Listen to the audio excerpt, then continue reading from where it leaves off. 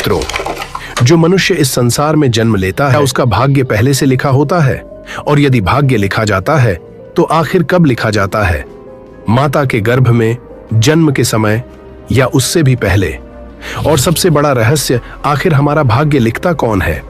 और सबसे गहन सवाल, ऐसा क्यों होता है कि कुछ लोगों का भाग्य हर कदम पर उनका साथ देता है? कुछ लोग मिट्टी को छूते हैं तो वह भी सोना बन जाती है, जबकि कुछ लोगों के हाथों में सोना भी मिट्टी बन जाता है। लेकिन क्या यह केवल संयोग है, या इसके पीछे पिछले जन्मों के कर्मों का कोई गहरा रहस्य छिपा है? और अंत तक हम यह भी जानेंगे कि क्या मनुष्य सच में अपने भाग्य को बदल सकता है, या भाग्य का लिखा कभी नहीं मिटता? तो मित्रों, गरुड़ पुराण की इस कथा को अंत तक अवश्य देखिए, क्योंकि यदि आपने इस कथा को बीच में छोड़ दिया तो भाग्य और कर्म के इस गहरे अमृत समान ज्ञान से वंचित रह जाएंगे। तो दर्शकों, वीडियो को लाइक करें, चैनल को सब्सक्राइब करें, और आइए अब शुरू करते हैं यह रहस्यमयी कथा। एक बार गरुड़ देव भगवान कृष्ण के पास पहुंचे। उनके मन में अनेक प्रश्न और गहरी जिज्ञासा थी। प्रभु मुस्कुराकर बोले, हे गरुड़, निसंकोच अपने प्रश्न पूछो। गरुड़ जी ने मनुष्य के भाग्य को लेकर एक प्रश्न किया और कहा, हे प्रभु, कि मनुष्य का भाग्य क्या पहले से ही तय किया जाता है?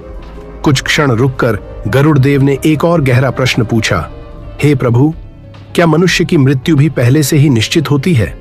क्या जन्म की तरह मृत्यु भी भाग्य में लिखी होती है? यदि सब पहले से तय है तो फिर कर्म और काल का क्या रहस्य है?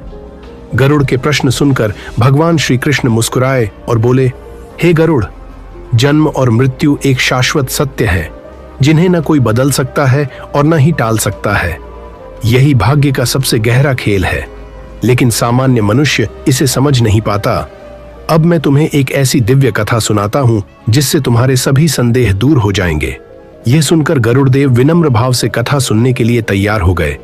श्री कृष्ण बोले, हे गरुड़, इस कथा को ध्यान से अंत तक सुनना, क्योंकि गरुड़ पुराण की आधी अधूरी छोड़ी गई कथा दुख का कारण बनती है।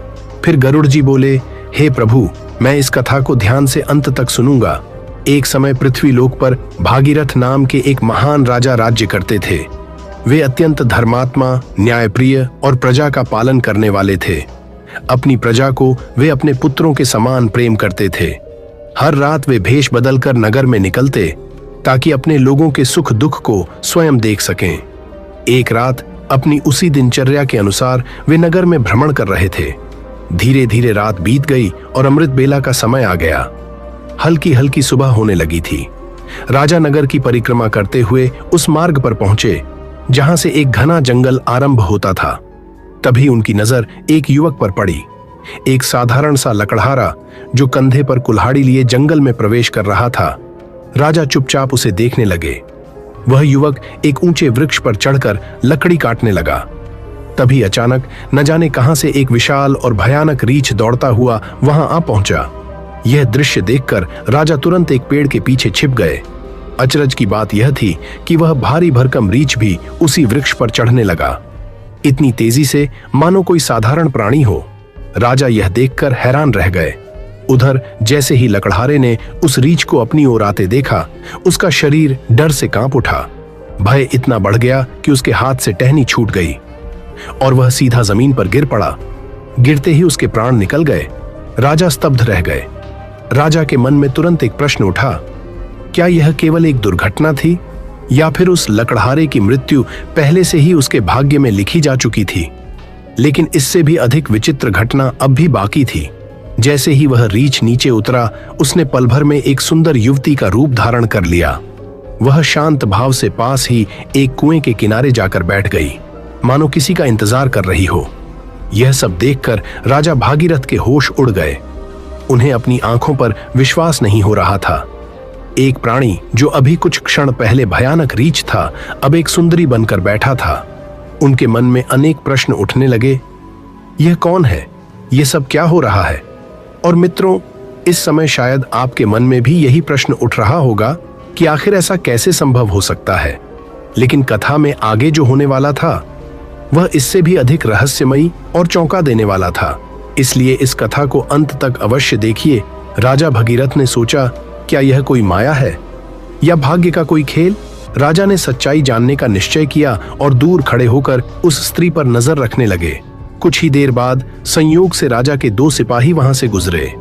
वे दोनों सगे भाई थे। जैसे ही छोटे भाई की नजर उस सुंदर युवती पर पड़ी, वह उसे देखते ही मोहित हो गया। उसने बड़े भाई से कहा, भैया, उस लड़की को देखते ही मेरे मन में उसके लिए प्रेम जाग गया है। मेरा मन कहता है कि वही मेरी जीवन संगिनी बननी चाहिए।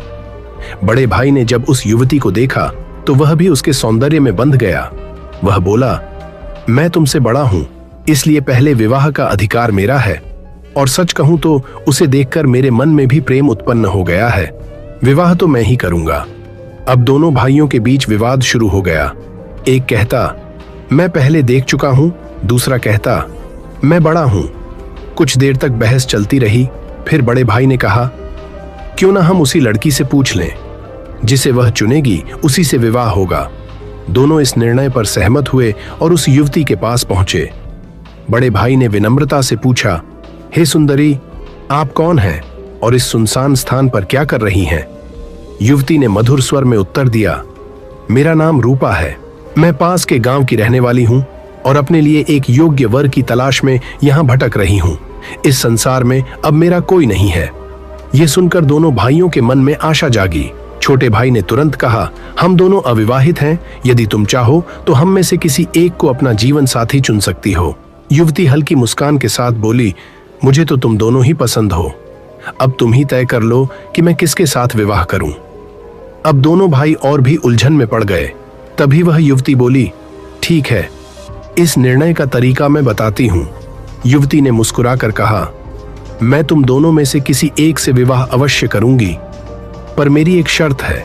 तुम दोनों में जो अधिक वीर और शक्तिशाली सिद्ध होगा, मैं उसी को अपना वर चुनूंगी।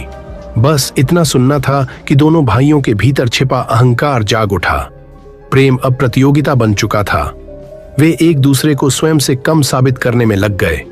पहले वाद विवाद हुआ, फिर धक्का मुक्की, और देखते ही देखते बात तलवार तक पहुंच गई। क्रोध में अंधे होकर दोनों ने अपने अपने अस्त्र उठा लिए। कुछ ही क्षणों में वह स्थान रणभूमि बन गया। छोटे भाई ने आवेश में आकर बड़े भाई के पेट पर वार कर दिया और उसी क्षण बड़े भाई ने पलटवार करते हुए छोटे का गला काट डाला। कुछ ही पलों में दोनों भाई, जो एक दूसरे के लिए प्राण देने को तैयार रहते थे, अपने ही हाथों अपनी जीवन लीला समाप्त कर बैठे। तभी वह युवती जोर जोर से हंसने लगी। उसकी हंसी में करुणा नहीं, बल्कि एक अजीब सा रहस्य और क्रूरता थी। वह उठी और बिना पीछे देखे घने जंगल की ओर चल पड़ी। राजा भागीरथ यह सब देखकर भीतर तक कांप उठे। उनके मन में विचार आया, यह कोई साधारण स्त्री नहीं, यह तो कोई मायावी छलावा है। अब उनके भीतर जिज्ञासा और भी प्रबल हो गई। उन्होंने निश्चय किया कि इस रहस्य का अंत तक पीछा करेंगे। सूर्य उदय हो चुका था, लेकिन राजा को अब न भूख का ध्यान था, न प्यास का, न ही राजकाज का। उनका मन केवल उस रहस्यमयी स्त्री के सत्य को जानने में लगा था। वे सावधानी से दूरी बनाते हुए उसके पीछे पीछे चलते रहे। कुछ दूर चलने के बाद अचानक फिर एक अद्भुत दृश्य सामने आया। वह सुंदर युवती पल भर में एक विषैले नाग में बदल गई। वह नाग तेजी से आगे बढ़ता हुआ एक नदी के किनारे पहुंचा और बिना रुके पानी में कूद गया। राजा किनारे खड़े सब देख रहे थे। उसी समय नदी के बीचों बीच एक नाव चल रही थी, जिसमें कई लोग सवार थे। वह नाग सीधा उसी नाव की ओर बढ़ने लगा। जैसे ही वह नाव पर चढ़ा, वहां हड़कंप मच गया। भय से लोग अपनी जान बचाने के लिए पानी में कूदने लगे। अफरा तफरी में नाव पलट गई। जो तैरना जानते थे वे किसी तरह किनारे पहुंच गए, पर जो नहीं जानते थे वे बेबस डूबते चले गए। कुछ ही क्षणों में कई लोगों की मृत्यु हो गई। राजा यह सब देखकर स्तब्ध रह गए। उनके मन में एक ही प्रश्न गूंज रहा था, क्या यह सब पहले से ही तय था? क्या यह सब भाग्य का लिखा हुआ खेल था? क्या इन सभी की मृत्यु का यही समय और तरीका लिखा था? थोड़ी देर बाद वह नाग फिर नदी से बाहर निकला और आगे बढ़ने लगा। राजा भी उसके पीछे पीछे चलते रहे। कुछ दूरी पर जाकर एक बार फिर उसने अपना रूप बदल लिया। इस बार वह एक दुर्बल, गरीब, वृद्ध ब्राह्मण बन चुका था। राजा ने सोचा, अब यह उचित समय है इस रहस्य का पता लगाने का। वे तेजी से उसके पास पहुंचे, हाथ जोड़कर प्रणाम किया। ब्राह्मण ने भी शांत भाव से आशीर्वाद दिया। राजा ने विनम्र स्वर में पूछा, हे ब्राह्मण देव, आप कौन हैं और इस वन में अकेले कहां जा रहे हैं? वृद्ध ब्राह्मण ने आश्चर्य से कहा, क्या तुम्हें दिखाई नहीं देता? मैं एक ब्राह्मण हूं और वैद्य भी। मैं शीघ्र ही राजमहल जा रहा हूं, क्योंकि वहां के राजा के प्राण संकट में हैं। उन्हें मेरी आवश्यकता है। यह सुनते ही राजा भागीरथ के पैरों तले जमीन खिसक गई। उनके माथे पर पसीना छलक उठा। वे समझ चुके थे कि जिस राजा की बात हो रही है वह स्वयं वही है। उनकी बात सुनकर राजा का धैर्य डगमगाने लगा। मन में भय छा गया, क्योंकि जब मनुष्य के सामने उसकी मृत्यु स्वयं खड़ी होकर उससे संवाद करे तो विचलित होना स्वाभाविक है। फिर भी राजा ने साहस संभालते हुए कहा, हे विप्र, आपकी बातें सत्य प्रतीत नहीं होती। यदि आपने सच नहीं बताया तो दंड भी मिल सकता है। और यह भी जान लीजिए, इस राज्य का राजा मेरा मित्र है, उसके प्राण सुरक्षित हैं। वृद्ध ब्राह्मण मुस्कुराकर बोला, मैं सब जानता हूं, व्यर्थ मेरा समय नष्ट मत करो। अब राजा का धैर्य टूटने लगा। उन्होंने कठोर स्वर में कहा, आप ब्राह्मण नहीं हैं, आप वह नहीं हैं जो दिखाई दे रहे हैं। मैं आपको तब से देख रहा हूं जब आप एक रीछ बने हुए थे। आपने उस लकड़हारे को मरते देखा, फिर एक सुंदरी बनकर उन दोनों भाइयों को आपस में मरवा दिया, फिर नाग बनकर नाव में हाहाकार मचाया, और अब ब्राह्मण का रूप धारण किए हुए हैं। सच बताइए, आप कौन हैं? राजा के क्रोध और दृढ़ता को देखकर भी ब्राह्मण के चेहरे पर शांति बनी रही। वह बोला, यदि मैं न बताऊं तो तुम क्या कर लोगे? अब राजा ने तलवार निकाल ली और उसकी नोक ब्राह्मण की ओर कर दी। अब परिणाम के लिए तैयार हो जाओ। तुमने कई लोगों की मृत्यु का कारण बनकर बड़ा अपराध किया है। मैं तुम्हें दरबार में ले जाकर दंड दिलवाऊंगा। इतना सुनते ही वह ब्राह्मण जोर से हंस पड़ा। उसकी हंसी में एक अद्भुत निडरता थी। वह बोला, हे राजन, मैं जानता हूं कि यह राज्य महान सम्राट भागीरथ का है, और यह भी जानता हूं कि वह सम्राट तुम ही हो। यह सुनते ही राजा के हाथ कांप उठे। तलवार उनके हाथ से छूटकर नीचे गिर पड़ी। लेकिन अब राजा के मन में एक और भयावह प्रश्न उठने लगा। आखिर यह ब्राह्मण कौन था, जिसे न केवल उनके राज्य के बारे में पता था, बल्कि जिसने उन्हें भेष बदलने के बाद भी पहचान लिया? वे समझ चुके थे, यह कोई साधारण प्राणी नहीं। विनम्र होकर उन्होंने हाथ जोड़ दिए और बोले, हे प्रभु, जब आपने मुझे पहचान ही लिया है तो कृपा कर अपने वास्तविक स्वरूप का परिचय दीजिए। वृद्ध ब्राह्मण ने शांत स्वर में कहा, हे राजन, संसार में 4 हट प्रसिद्ध हैं, राजहट, बालहट, स्त्रीहट और योगहट, और तुम राजहट पर अड़े हुए हो। तुम बिना सत्य जाने मानोगे नहीं। इसलिए अब सुनो, मैं कौन हूं। क्षण भर के लिए वातावरण गंभीर हो गया और फिर वह ब्राह्मण बोला, मेरा नाम काल है। राजा का हृदय जैसे थम गया। हे राजन, वह आगे बोला, इस संसार में जो भी जन्म लेता है उसकी मृत्यु निश्चित होती है। जब एक जीव गर्भ में आता है उसी समय उसका भाग्य लिखा जाता है। उसका जीवन, उसका अंत, उसका समय, स्थान और मृत्यु का प्रकार सब पहले से निर्धारित होता है। भाग्य को टाला नहीं जा सकता है। भगवान शिव की आज्ञा से धर्मराज निर्णय लेते हैं और उनके आदेश पर मैं, काल, उस नियति को पूर्ण करने आता हूं। राजा निःशब्द होकर सुनते रहे। काल ने आगे कहा, मुझे यह भली भांति ज्ञात होता है कि किस प्राणी की मृत्यु कब, कहां और कैसे होगी। इसलिए मैं उसी के अनुसार परिस्थितियां रचता हूं, ताकि जो लिखा है वही घटित हो। जिस लकड़हारे को तुमने देखा उसकी मृत्यु पेड़ से गिरकर लिखी थी, इसलिए मुझे रीछ बनना पड़ा ताकि वह भय से गिर पड़े। जिन 2 भाइयों को तुमने मरते देखा उनकी मृत्यु एक दूसरे के हाथों ही लिखी थी, इसलिए मुझे सुंदरी बनकर उनके बीच द्वेष उत्पन्न करना पड़ा। और नाव में जो लोग डूबे उनकी मृत्यु जल में लिखी थी, इसलिए मुझे नाग बनकर वहां जाना पड़ा। राजा की आंखों के सामने जैसे सारा सत्य स्पष्ट हो गया। वे गहरे विचार में डूब गए। थोड़ी देर बाद उन्होंने धीमे स्वर में पूछा, हे काल, आपने कहा था कि इस राज्य के राजा की मृत्यु होने वाली है, लेकिन मैं तो आपके सामने जीवित खड़ा हूं। काल ने गंभीर स्वर में उत्तर दिया, राजन, मृत्यु हो चुकी है। अपने धैर्य को संभालो। वह मृत्यु तुम्हारे छोटे भाई चित्रांगद की हुई है। यह सुनते ही राजा का हृदय टूट गया। काल ने आगे कहा, तुम्हारी अनुपस्थिति में वही राजगद्दी पर बैठा था। उसी समय शत्रु के गुप्तचर ने उस पर प्रहार किया और वह मारा गया। तुम यहाँ मेरे पीछे पीछे इस रहस्य को जानने में लगे रहे। और वहां नियति अपना कार्य कर गई। राजा के नेत्रों से अश्रु बहने लगे। उन्हें अपनी असहायता का अनुभव हुआ। तभी काल ने शांत स्वर में कहा, हे राजन, शोक मत करो। यह सब पहले से ही निश्चित था। तुम, मैं और इस संसार का हर प्राणी सभी इस नाटक के पात्र हैं। जो लिखा है वह होकर ही रहता है, उसे कोई मिटा नहीं सकता। भाग्य का लिखा मिटता नहीं, पर मनुष्य के कर्म ही उसे उस भाग्य तक पहुंचाने का मार्ग बनाते हैं। राजा भागीरथ के मन में अब अनेक प्रश्न उठने लगे थे। उन्होंने आश्चर्य से काल की ओर देखा और गंभीर स्वर में पूछा, हे काल, क्या तुम हर मनुष्य के साथ रहते हो? क्या तुम हर समय सभी प्राणियों के समीप उपस्थित रहते हो और फिर भी कोई तुम्हें पहचान नहीं पाता? काल ने शांत स्वर में उत्तर दिया, हे राजन, मैं तो हर जीव के साथ चलता हूं, जन्म से लेकर मृत्यु तक। मैं हर क्षण मनुष्य के समीप ही रहता हूं, एक परछाई की तरह। लेकिन लोग मुझे पहचान नहीं पाते, क्योंकि मनुष्य के पास अपनी इच्छाओं, अपने दुखों और अपनी समस्याओं से बाहर निकलकर किसी और घटना या संकेत को समझने का समय ही नहीं होता। यह सुनकर राजा कुछ क्षणों तक गहरे विचार में डूब गए। फिर उन्होंने धीमे लेकिन गंभीर स्वर में पूछा, हे काल, यदि तुम्हें हर प्राणी की मृत्यु का ज्ञान होता है तो क्या तुम यह भी बता सकते हो कि मेरी मृत्यु कब और कैसे होगी? काल कुछ क्षण शांत रहा।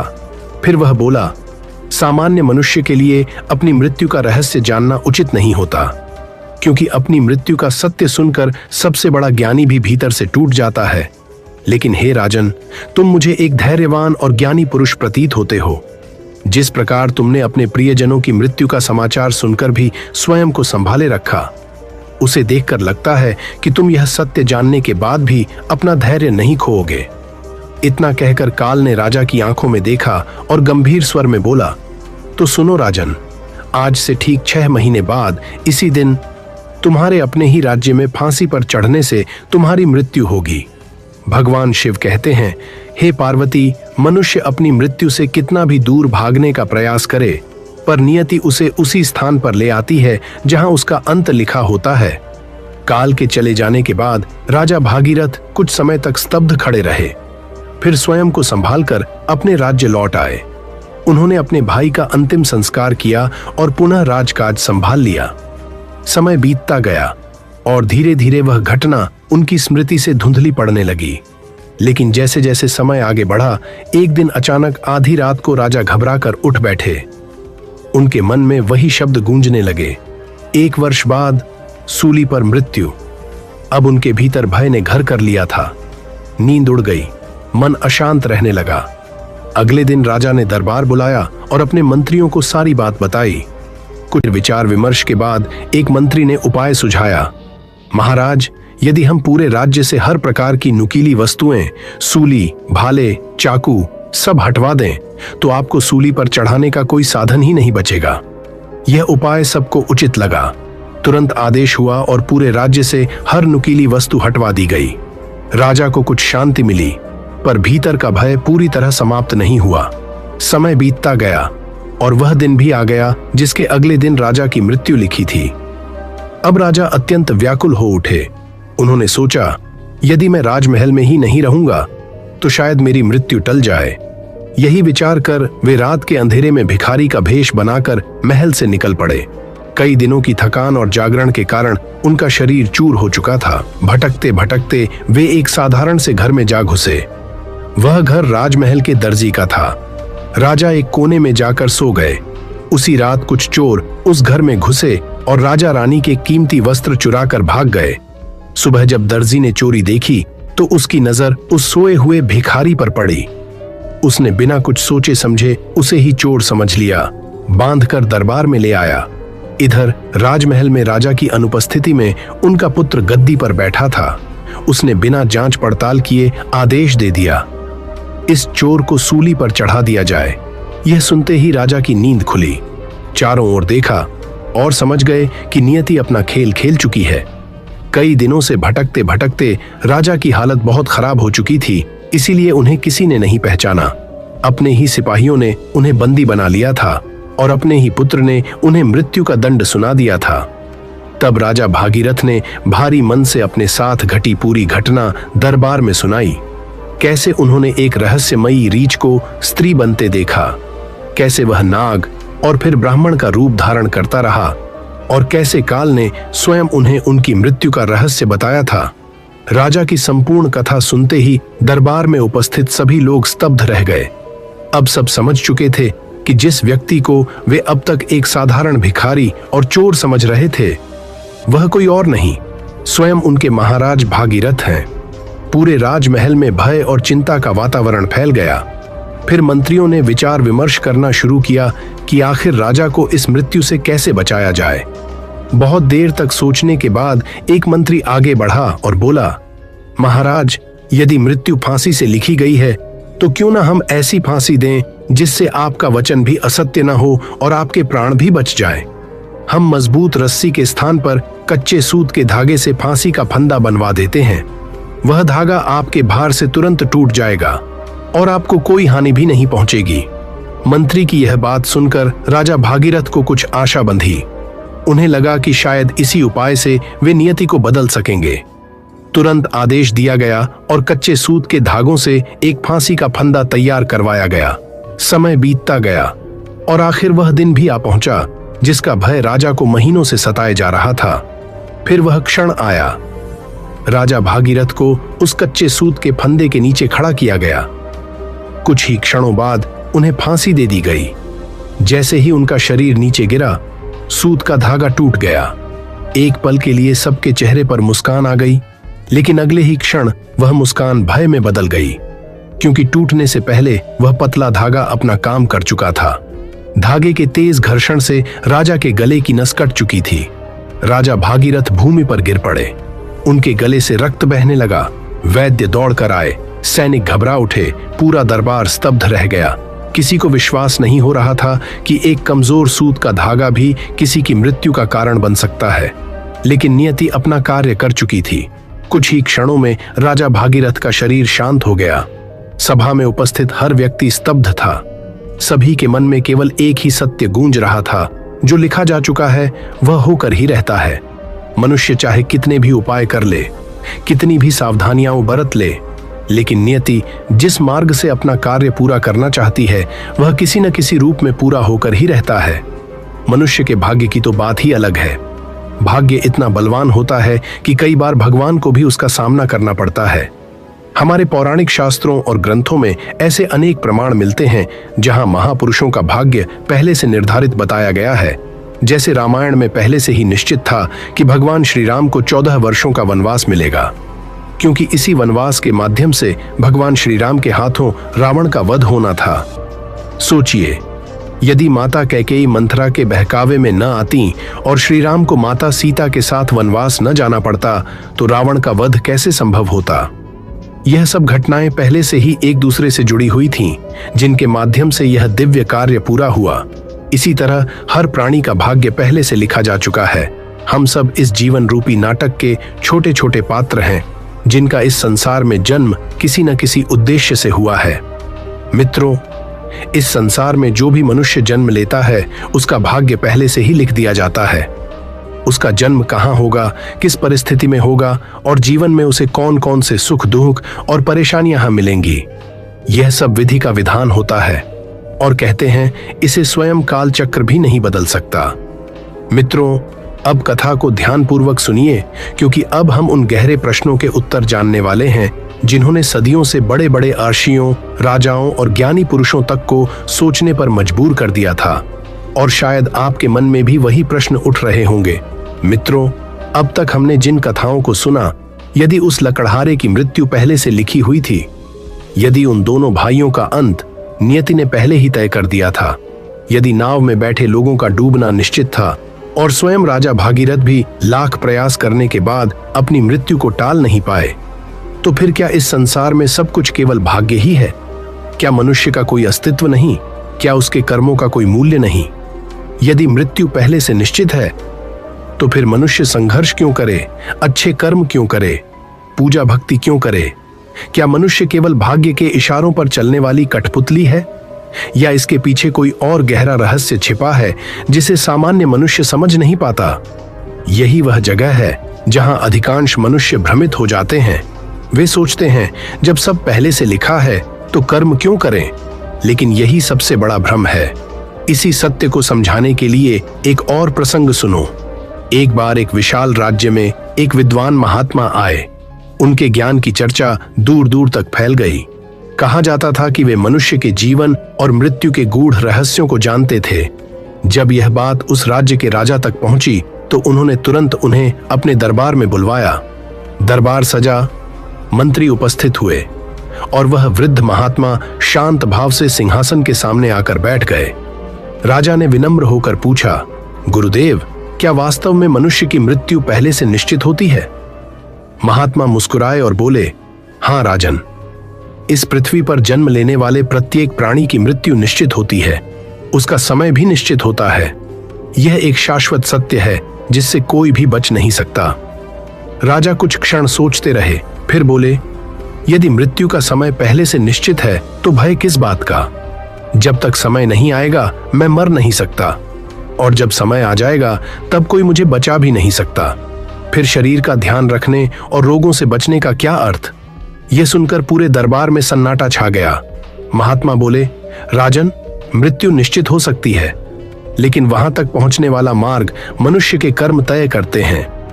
अच्छे कर्म भाग्य को उजाला देते हैं, जबकि बुरे कर्म जीवन को दुख में बदल देते हैं। वह कहावत तो आपने सुनी ही होगी कि जैसा बोओगे वैसा पाओगे। राजा ने पूछा, तो क्या कर्म भाग्य से बड़ा है? महात्मा मुस्कुराए और बोले, नहीं राजन, यही सबसे बड़ा भ्रम है, क्योंकि आज का कर्म ही कल का भाग्य बनता है और आज का भाग्य पिछले कर्मों का फल होता है। फिर वे बोले, इसी रहस्य को समझने के लिए प्राचीन काल में अर्षियों की एक महान सभा हुई थी, जहां यह प्रश्न उठा था, आखिर बड़ा कौन है, भाग्य या कर्म? और वहां जो उत्तर मिला उसने बड़े बड़े ज्ञानी लोगों का भ्रम तोड़ दिया था। यह प्रश्न सुनते ही पूरी सभा दो भागों में बंट गई। कुछ लोग जोर देकर कहने लगे, भाग्य ही सबसे बड़ा है, क्योंकि यदि भाग्य में कुछ लिखा ही ना हो तो मनुष्य लाख प्रयास कर ले, उसे वह कभी प्राप्त नहीं होता। कई लोग दिन रात मेहनत करते हैं फिर भी सफल नहीं होते, जबकि कुछ लोगों को बिना अधिक प्रयास के सब कुछ मिल जाता है। यह केवल भाग्य का खेल है। लेकिन सभा में बैठे कुछ ज्ञानी पुरुष इससे सहमत नहीं हुए। वे बोले, नहीं, कर्म भाग्य से भी बड़ा है, क्योंकि यदि मनुष्य कर्म करना ही छोड़ दे तो भाग्य भी निष्क्रिय हो जाता है। खेत में बीज पड़ा रहे लेकिन किसान उसे पानी न दे, उसकी देखभाल न करे, तो क्या केवल भाग्य के भरोसे फसल उग जाएगी? नहीं, भाग्य अवसर दे सकता है, लेकिन उसे फल में बदलने का कार्य कर्म ही करता है। तभी एक वृद्ध ज्ञानी महात्मा मुस्कुराए और बोले, तुम सब आधा सत्य जानते हो, इसलिए भ्रमित हो। वास्तव में भाग्य और कर्म दोनों एक दूसरे से अलग नहीं हैं। भाग्य कोई आकाश से गिरने वाली वस्तु नहीं, बल्कि मनुष्य के पुराने कर्मों का ही फल है। आज जो भाग्य बनकर हमारे सामने खड़ा है वह हमारे पिछले जन्मों और पिछले कर्मों का परिणाम है, और आज हम जो कर्म कर रहे हैं वही कल हमारा नया भाग्य बनेंगे। महात्मा ने आगे कहा, समझो कि भाग्य एक बीज की तरह है, लेकिन उस बीज को वृक्ष बनाने का काम कर्म करता है। यदि बीज अच्छा हो लेकिन मनुष्य आलसी हो जाए, प्रयास करना छोड़ दे, तो बीज भी नष्ट हो जाएगा। और यदि बीज कमजोर हो लेकिन मनुष्य निरंतर पुरुषार्थ करता रहे, तो धीरे धीरे वही भूमि हरी भरी हो जाती है। इसलिए यह कहना कि केवल भाग्य बड़ा है अधूरा सत्य है, और यह कहना कि केवल कर्म ही सब कुछ है, यह भी पूर्ण सत्य नहीं, क्योंकि कर्म और भाग्य दोनों मिलकर ही जीवन का निर्माण करते हैं। मित्रों, अब तक हमने जाना कि भाग्य और कर्म दोनों एक दूसरे से जुड़े हुए हैं, लेकिन अब हम इस कथा के सबसे महत्वपूर्ण और रहस्यमयी भाग में प्रवेश करने जा रहे हैं। दर्शकों, हमारे मन में एक प्रश्न जरूर उठता है, आखिर भाग्य लिखा कब जाता है? गर्भ में, जन्म के समय, या उससे भी पहले? और सबसे बड़ा रहस्य, आखिर मनुष्य का भाग्य लिखता कौन है? गरुड़ पुराण में बताए गए इसी गहरे रहस्य को आज हम विस्तार से जानेंगे, इसलिए इस कथा के अंत तक अवश्य बने रहिए। जब कोई बच्चा इस संसार में जन्म लेता है तब हर मनुष्य के मन में एक प्रश्न जरूर उठता है, क्या इसका भाग्य पहले से लिखा जा चुका है? क्या इसकी पूरी जीवन यात्रा पहले ही तय हो चुकी है? क्या ईश्वर ने पहले से निर्धारित कर दिया है कि यह कितना जिएगा, क्या पाएगा और कब इस संसार से विदा होगा? यही वह गहरा प्रश्न है जिसने सदियों से आर्षियों और ज्ञानी पुरुषों को चिंतन करने पर मजबूर किया है। मित्रों, भाग्य कोई साधारण विषय नहीं, बल्कि जीवन और मृत्यु के बीच छिपा एक गहरा रहस्य है। हमारे प्राचीन ग्रंथों ने इस विषय पर गहरा प्रकाश डाला है। कहा जाता है कि जब कोई आत्मा मां के गर्भ में प्रवेश करती है, तब वह पूरी तरह जागृत होती है। उसे अपने पिछले जन्मों का स्मरण होता है। उसे याद रहता है कि उसने कौन कौन से कर्म किए, कहां सुख पाया और कहां दुख भोगा। गर्भ में रहते हुए वह भीतर ही भीतर ईश्वर से प्रार्थना करती है, हे प्रभु, इस बार मुझे ऐसा जीवन देना जिसमें मैं सही मार्ग पर चल सकूं, अपने कर्मों का हिसाब पूरा कर सकूं और इस जन्म को व्यर्थ न जाने दूं। लेकिन जैसे ही वह मां की कोख से बाहर आती है, एक रहस्यमयी विस्मरण हो जाता है। वह अपने पुराने जन्म, पुराने कर्म और अपनी प्रतिज्ञाएं सब भूल जाती है। और यही माया है, यही ईश्वर की लीला है। लेकिन यहाँ एक बहुत गहरी बात छिपी हुई है। जब आत्मा गर्भ में होती है, तब उसके साथ उसके पिछले जन्मों के कर्मों का पूरा लेखा जोखा भी होता है। उन्हीं कर्मों के आधार पर उसके नए जीवन की नींव रखी जाती है। गरुड़ पुराण में कहा गया है कि मनुष्य के जीवन की 5 मुख्य बातें गर्भ में ही निर्धारित होने लगती हैं। उसकी आयु, कर्मों का फल, धन संपत्ति, विद्या और मृत्यु का समय। सोचिए, जब एक शिशु ने अभी इस संसार की रोशनी भी नहीं देखी होती, तब भी उसके जीवन की कई दिशाएं तय होने लगती हैं। वह अल्पायु होगा या दीर्घायु, उसे सुख अधिक मिलेगा या संघर्ष, वह ज्ञान के मार्ग पर चलेगा या अज्ञान में भटकेगा, उसे समृद्धि मिलेगी या अभाव, और उसका अंत किस परिस्थिति में होगा। इन सब की प्रारंभिक रचना गर्भ में ही होने लगती है। लेकिन इसका अर्थ यह नहीं कि सब कुछ पत्थर की लकीर बन जाता है। मनुष्य का भाग्य उसके कर्मों से जुड़ा होता है, और ये कर्म केवल इस जन्म के नहीं बल्कि पिछले जन्मों के भी होते हैं। यही कारण है कि एक ही घर में जन्म लेने वाले 2 लोगों का जीवन भी अलग होता है। किसी को जल्दी सफलता मिलती है तो किसी को संघर्ष करना पड़ता है, क्योंकि हर आत्मा अपने अलग अलग कर्मों का फल लेकर इस संसार में आती है।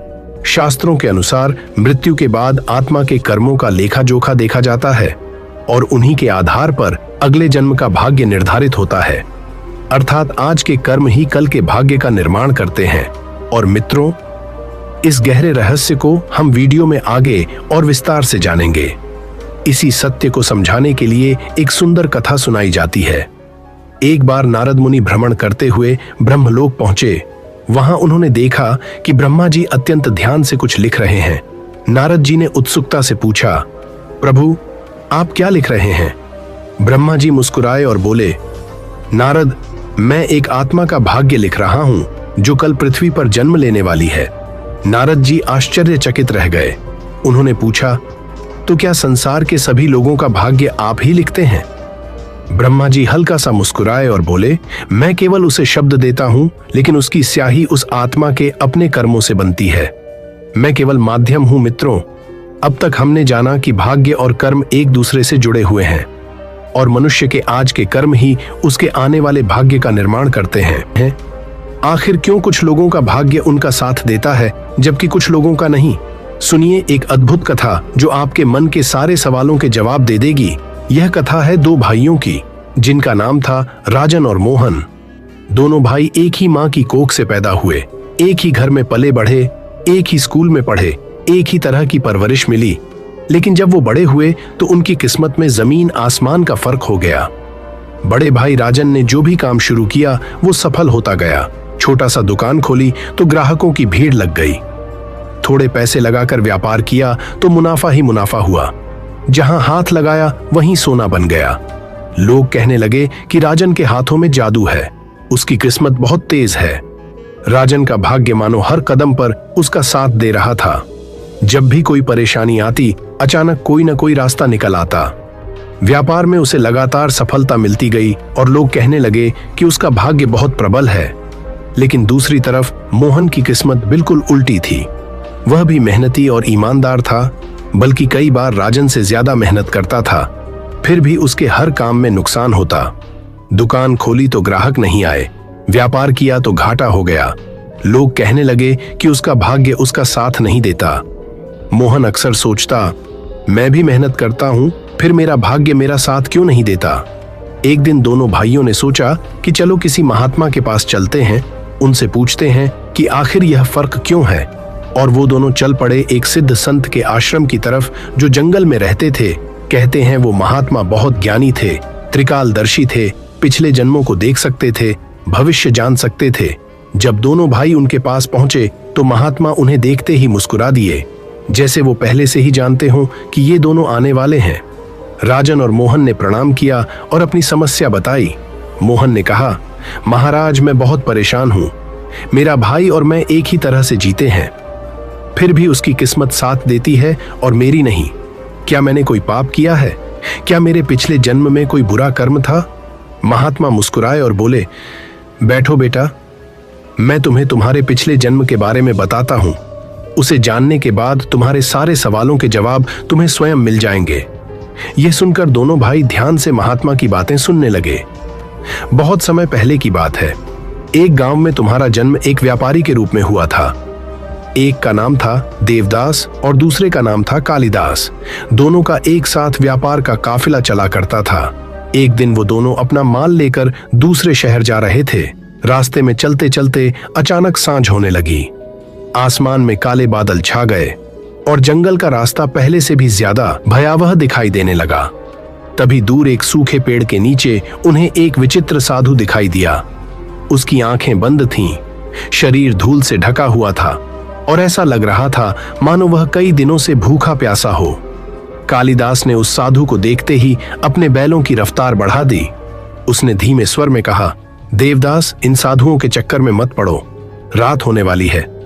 अगर देर हो गई तो जंगल में डाकुओं का खतरा है। लेकिन न जाने क्यों देवदास के कदम वहीं रुक गए।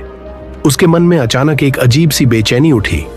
देवदास को ऐसा महसूस हुआ कि वह साधु कोई साधारण मनुष्य नहीं है। वह तुरंत गाड़ी से उतरा, उनके चरणों में झुका और बोला, महाराज कृपया यह भोजन स्वीकार कीजिए। साधु ने आंखें खोली। उनकी आंखों में ऐसा तेज था कि देवदास भी कुछ क्षण के लिए कांप उठा। साधु मुस्कुराकर बोले, बेटा, संसार में बहुत कम लोग ऐसे होते हैं जो किसी अजनबी का दुख देखकर रुक जाए। देवदास ने अपना सारा भोजन साधु को दे दिया। जाते जाते साधु ने उसके सिर पर हाथ रखकर कहा, आज तुमने केवल एक भूखे को भोजन नहीं कराया, तुमने अपने भाग्य का एक बंद द्वार खोल दिया है। याद रखना, तुम्हारे ये कर्म एक दिन तुम्हारी रक्षा करेंगे। देवदास कुछ समझ नहीं पाया, लेकिन कालिदास मन ही मन हंस पड़ा। उसे लगा यह सब साधुओं की बातें हैं। वह बोला, व्यापार दया से नहीं बुद्धि से चलता है। लेकिन शायद वह नहीं जानता था कि उसी क्षण दोनों के भाग्य की दिशा बदलनी शुरू हो चुकी थी। कुछ दूर आगे बढ़ने के बाद दोनों एक उफनती नदी के पास पहुंचे। तभी अचानक किसी स्त्री की चीख सुनाई दी, बचाओ, बचाओ। उन्होंने देखा एक बूढ़ी औरत तेज बहाव में डूब रही थी। पानी इतना भयानक था कि कालिदास डर गया। उसने कहा, देवदास मत जाओ, तुम भी मर जाओगे।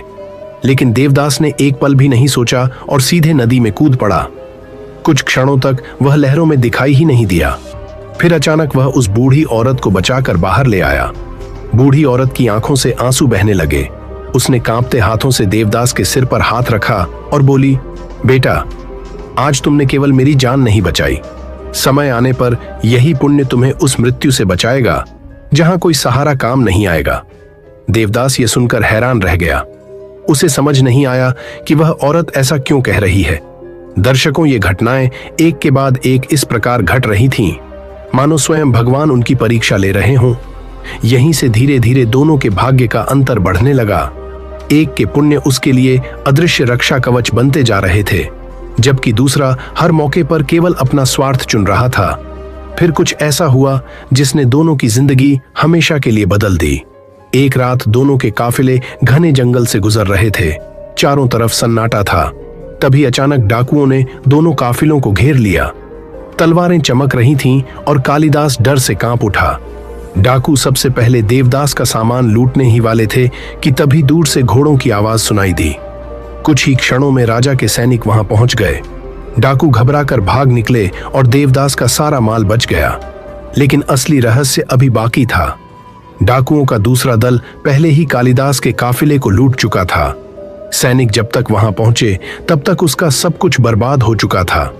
कालिदास जमीन पर बैठा सोच रहा था, एक ही रात, एक ही जंगल और एक ही हमला, फिर भी देवदास बच कैसे गया और उसका सब कुछ लुट कैसे गया।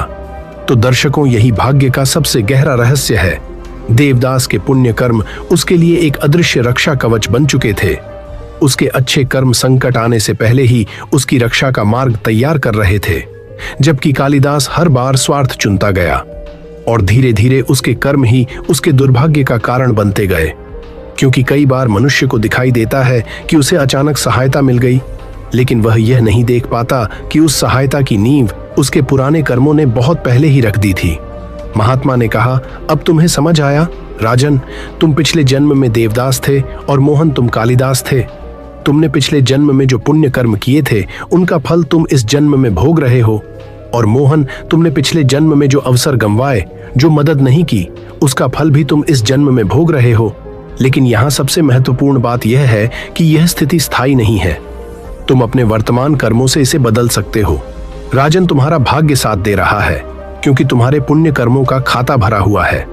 लेकिन अगर तुमने इस जन्म में अहंकार कर लिया, दूसरों की मदद करना बंद कर दिया, बुरे कर्म करने लगे, तो धीरे धीरे तुम्हारा पुण्य खाता खाली होता जाएगा और तुम्हारा भाग्य भी साथ छोड़ देगा।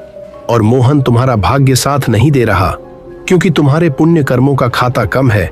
लेकिन अगर तुम अभी से अच्छे कर्म करना शुरू कर दो, निस्वार्थ भाव से दूसरों की मदद करो, दान पुण्य करो, सेवा करो, तो धीरे धीरे तुम्हारा पुण्य खाता भरने लगेगा और एक दिन तुम्हारा भाग्य भी पलट जाएगा। महात्मा की बातें सुनने के बाद दोनों भाई कुछ देर तक शांत बैठे रहे। उनके मन में जैसे वर्षों से दबे हुए प्रश्न जाग उठे थे। तभी मोहन ने धीरे से महात्मा की ओर देखा और बोला, महाराज, यदि मनुष्य अपने कर्मों से अपने भाग्य को बदल सकता है, तो फिर वे कौन से कर्म हैं जो सच में भाग्य को बदलने की शक्ति रखते हैं? कौन से ऐसे कार्य हैं जिन्हें हर मनुष्य को अपने जीवन में अवश्य करना चाहिए? राजन ने भी विनम्रता से कहा, गुरुदेव, यदि अच्छे कर्मों से भाग्य बदल सकता है तो कृपा करके हमें वह मार्ग बताइए जिस पर चलकर मनुष्य अपने जीवन के दुखों को कम कर सके और अपने आने वाले भाग्य को उज्जवल बना सके। दोनों भाइयों की बात सुनकर महात्मा मुस्कुराए और बोले, बेटा, मनुष्य अच्छे कर्म, सत्य, धर्म और ईश्वर भक्ति के द्वारा अपने आने वाले भाग्य को बदल सकता है। हमारे प्राचीन ग्रंथों में भी यही बताया गया है कि शुद्ध कर्म ही उज्जवल भविष्य का निर्माण करते हैं। महात्मा ने आगे कहा, सबसे पहला मार्ग है सत्य और धर्म का पालन, क्योंकि जब मनुष्य सत्य के साथ खड़ा होता है तब धीरे धीरे उसका भाग्य भी उसके पक्ष में खड़ा होने लगता है। दूसरा मार्ग है माता पिता की सेवा और सम्मान। जिस घर में माता पिता का आदर होता है वहां ईश्वर की कृपा स्वयं चलकर आती है। और तीसरा सबसे बड़ा मार्ग है अहंकार से दूर रहना, क्योंकि अहंकार मनुष्य के पुण्य को धीरे धीरे नष्ट कर देता है, जबकि विनम्रता उसके भाग्य के द्वार खोल देती है। फिर महात्मा ने दोनों भाइयों की ओर देखते हुए कहा, अंत में यही कहना चाहूंगा कि अवश्य ही मनुष्य का भविष्य पहले से लिखा होता है, लेकिन उसे फल उसके कर्मों के अनुसार ही प्राप्त होता है। यदि मनुष्य अच्छे कर्म करता है तो उसका जीवन सुख, शांति और सम्मान से भर जाता है, लेकिन बुरे कर्म करने वाले को उसी जन्म में उनके दुष्प्रभाव देखने पड़ते हैं और उनका असर अगले जन्म पर भी अवश्य पड़ता है। क्योंकि यदि कोई मनुष्य बबूल के बीज बोएगा तो उसे आम के फल कैसे मिल सकते हैं? यही कारण है कि हमारे शास्त्र हमेशा धर्म और पुण्य कर्म करने की प्रेरणा देते हैं, क्योंकि यही वह मार्ग है जो मनुष्य को जन्म मरण के इस अंतहीन चक्र से बाहर निकाल सकता है।